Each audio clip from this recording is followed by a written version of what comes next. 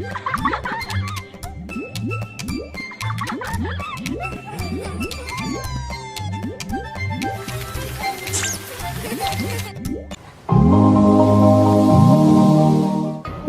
gelap ya, friend. Kira-kira ada hewan apa ya di dalam sini? Apaan tuh? Nah, kali ini kita mau bahas salah satu spesies purba nih, friend. Penasaran nggak sih? Nah, sebelumnya gimana kalau kita kenalan dulu? Kan tak kenal maka tak sayang. Di sini kami dari kelompok 1 dengan anggota. Halo, perkenalkan nama saya Talita Fatihari Hadatulaishi dengan NPM terakhir 001. Aku Fajar, NPM akhir 002. Aku Natania Astri, biasa dipanggil Mia dari NPM 003.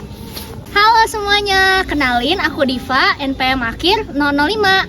Halo, aku Wina, NPM akhir 006. Halo, nama saya Mikdar Rubani, NPM 007. Halo, aku Rabina dan NPM 008. Halo, perkenalkan nama aku Algi, NPM akhir 009. Halo teman-teman semua, perkenalkan aku Rasnauli, NPM akhir 010. Nah, kan kita udah kenalan nih. Aku mau kasih pantun buat kalian. Pergi ke laut mencari ikan. Di tengah jalan, malah hujan. Ambil snack dan popcorn kalian dan selamat menyaksikan. Halo friend, apa kabar? Kalian pasti sering mendengarkan apa itu hewan purba. Hewan purba adalah hewan yang hidup pada masa lampau dan sudah mengalami kepunahan. Tetapi masih ada loh beberapa hewan purba yang masih ada hingga sekarang.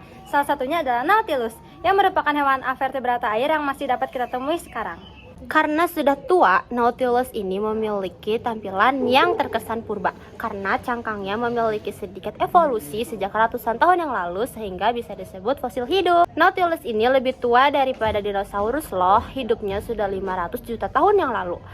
Tapi sayang banget nih, Nautilus jarang banget ditemuin. Soalnya Nautilus itu hanya bisa ditemuin di laut yang dalam.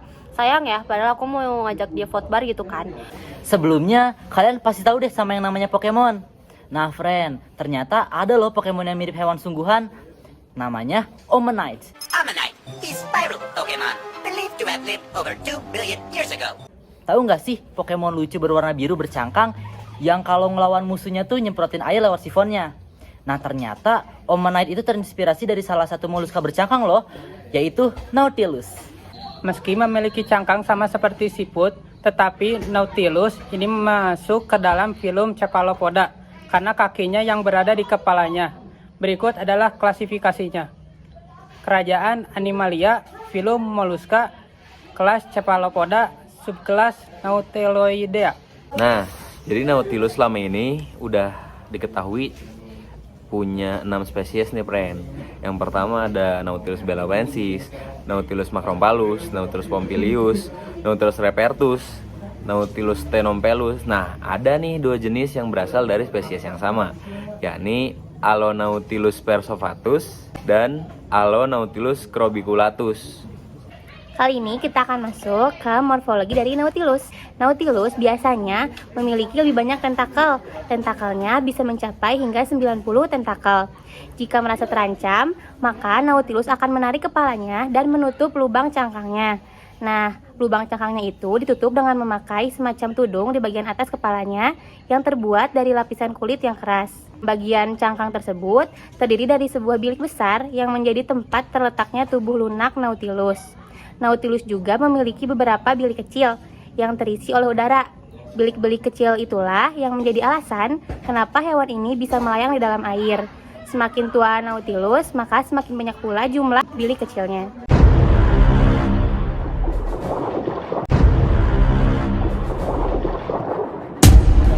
Fakta unik Nautilus. Yang pertama, satu-satunya dalam kelas Cephalopoda yang memiliki cangkang. Berbeda dengan kelas Cephalopoda lainnya, Nautilus memiliki cangkang eksternal. Cangkang Nautilus paling pertama berbentuk kerucut dan memanjang, namun seiring berjalannya waktu, pertumbuhan cangkang semakin lama semakin melengkung, hingga sampai dibentuk cangkang Nautilus yang kita ketahui sekarang.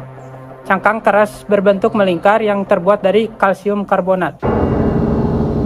Oke, ada lagi nih fakta uniknya, yaitu cara menyelam. Nah, cara menyelam dia tuh unik banget.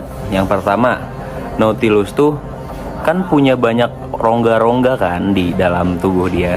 Nah, cara nyelam dia dia tuh masukin air ke rongga-rongga yang ada di tubuh dia. Nah, di cangkangnya itu dia tuh punya 28 rongga yang saling berhubungan. Nah, itu waktu pengen menyelam tuh. Jadi Nautilus masukin ke rongganya tuh cairan-cairan biar dia bisa tenggelam. Nah, sebaliknya kalau dia mau mengapung, jadi dia ngeluarin semua cairan tersebut dari rongga-rongga itu dan digantinya menjadi gas, makanya bisa ngapung. Oke, yang ketiga, Nautilus itu memiliki penglihatan yang buruk, friend. Jadi, karena penglihatan yang buruk, dia mencari makan itu dengan cara menggunakan indera penciumannya dan juga tentakelnya yang berjumlah 90 buah itu, friend. Terus, Nautilus juga biasanya akan memakan krustasea, ikan, dan juga bangkai. Nah, yang keempat ini, Nautilus merupakan hewan nokturnal. Mereka akan menyelam hingga kedalaman 610 meter dari permukaan laut. Tetapi mereka ini tidak bisa menyelam hingga terlalu dalam, apalagi hingga 800 meter karena mereka ini tidak sanggup dengan tekanan yang tinggi dan cangkang mereka akan hancur. Kemudian, pada malam harinya mereka akan naik hingga kedalaman 300 meter untuk mencari mangsanya. Nautilus adalah pemangsa aktif dan paling sering makan di permukaan pada waktu malam. Mereka menggunakan tentakelnya untuk menangkap mangsa. Kemudian, mereka merobek mangsa dengan paruhnya sebelum menyerahkannya ke radula. Mangsa mereka termasuk Crustacea, ikan, organisme mati, dan bahkan Nautilus lainnya. Diperkirakan bahwa mereka menemukan mangsa mereka dengan bau. Fakta keenam yaitu mengenai usia. Untuk Nautilus, mereka mempunyai usia yang cukup panjang, yaitu dengan rentang 15-20 tahun. Lama banget kan ya, friend? Nah, selain itu, Nautilus itu dengan rentang 15-20 tahun, mereka mampu mencapai dewasa secara seksual pada usianya yang 10-15 tahun. Nautilus betina mampu menghasilkan 10-20 telur per tahun loh. Selain itu, ada pun hal uniknya, yaitu diperlukan 1 tahun bagi Nautilus untuk menetaskan telur-telurnya. Fakta unik ketujuh tentang Nautilus, yaitu cara perkawinannya atau perkembangbiakannya. Seperti yang biasanya kita ketahui bahwa biota laut memiliki 2 cara berkembang biak, yaitu seksual maupun seksual. Nah, Nautilus sendiri memiliki cara berkembang biak dengan cara aseksual atau dioecious. Nah, mereka biasanya bermigrasi ke perairan yang cenderung lebih hangat untuk memberlangsungkan proses perkawinan mereka loh. Nah, alasan mengapa mereka berkembang biak dengan cara aseksual adalah karena mereka memberlangsungkan perkawinannya dengan cara Nautilus jantan mentransfer atau memindahkan sel sperma ke Nautilus betina dengan tentakel yang biasanya sudah termodifikasi.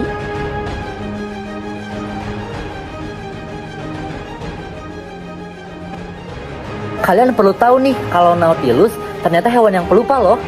Bahkan, Nautilus pun dapat melupakan kegiatan yang ia lakukan selama 24 jam terakhir.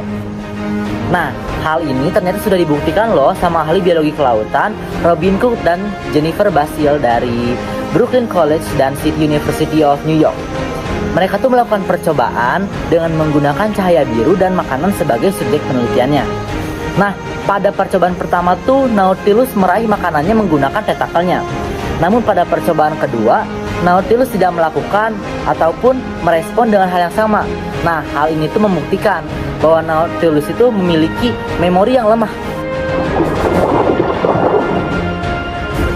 Peter Ward, seorang ilmuwan sekaligus profesor di Universitas Washington, mengemukakan pada Life Science ia menemukan spesies Nautilus yang terbilang langka, yaitu Alonautilus scrobiculatus. Mereka memiliki pertahanan diri yang terbilang aneh namun unik, yakni bulu halus dan cangkangnya sangat berlendir, sehingga itu menyulitkan predator untuk menggigit mereka.